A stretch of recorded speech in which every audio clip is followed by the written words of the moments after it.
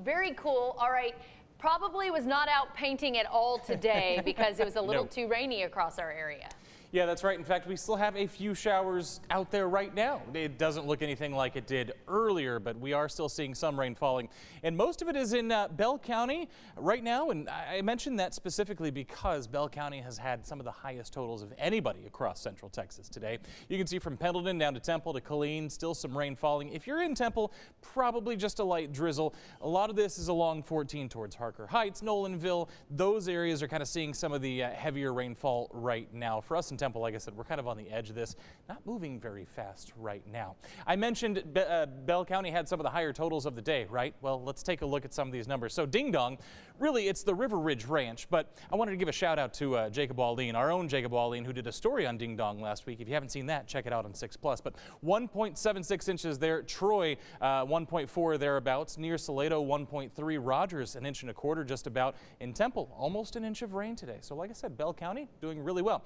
Elsewhere across central Texas, numbers not as good, but let me tell you this, for a lot of areas, this still almost tripled what we had for the month of March so far. We've had so little rain across the area for the month of March that these numbers are all going to be super helpful. Lake Limestone, almost 3/4 inch, 7/10 there in Cameron. Hearn, about 0.65 there. Mahia, a little better than 6/10, and then McGregor right at 6/10. So across the area, everybody's seeing at least a 1/2 inch of rain today, which is what we absolutely needed. The other really nice thing about today was we didn't have the severe threat. We knew it was just going to be rain. We're expecting more of the same tomorrow. Maybe a couple of more rumbles of thunder tomorrow, but again, not expecting anything severe for your Friday. Let's take a look here, put this in motion. I was saying earlier it looked like we were going to get a little bit of a mini break in the overnight hours. As it stands right now, doesn't look like we're going to get much of a break. It's not going to be as widespread in the overnight hours, but we're still going to keep rain in the forecast, and then we're especially going to have rain in the forecast as you're heading off to work tomorrow. So for that reason, yes, we have a weather impact alert issued for tomorrow because it's not going to be the best morning commute ever. The roads are going to be wet. There's probably going to be some standing water in places on the roads, and there will still be rain falling from the sky. So just make sure that you have that extra time tomorrow morning. It stays with us through midday and really through the early afternoon before it slides off to the east there, and we kind of see clearing as we head towards dinner time for your Friday. And again, severe threat not really there tomorrow, just some rain, but if you hear a clap of thunder, don't be surprised because we're expecting just a couple of embedded thunderstorms with all the rain tomorrow.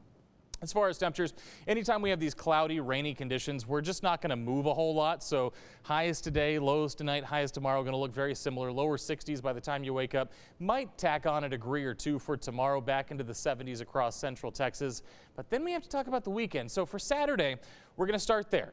Now, the rain chance on Saturday is not great. I know you just saw that. But really what I'm looking at is I'm looking at our northwestern counties in the overnight hours Saturday night into Sunday. Maybe a chance for some storms there. And then better chances for storms as we head into Sunday. Cold front starts to come through, and you start to see some of these heavier storms potentially kicking off in our eastern counties for your Sunday evening. I mention that specifically because we do have an outside chance to see some strong to potentially severe storms for your Sunday evening, your Sunday night. So I wanted to mention that. Again, it's still 3 or 4 days away. We don't even have our risk level assessed yet, so we're going to keep an eye on that as we head through the next few days. 1.5 inches potentially still left for some areas across central Texas. Most of us see a 1/2 inch to 1 inch tomorrow. There is that weather impact alert. And again, we might light up Sunday with a weather impact alert too. We'll have to wait and see what all the data looks like tomorrow. But again, just keep that in mind. And then very nice for next Monday. To keep up with your changing forecast, make sure you download our 6+ app for free on your smart TV and watch us there anytime. And that 6+ app will come in handy tomorrow morning because Texas Today will wrap up at 7. But to keep you safe as the weather does roll in the morning, we're keeping our weather coverage rolling on the 6+ streaming app. We'll be live from 7 a.m. to 10 a.m. So download to 6+ on your smart TV and watch for free. Sports is next.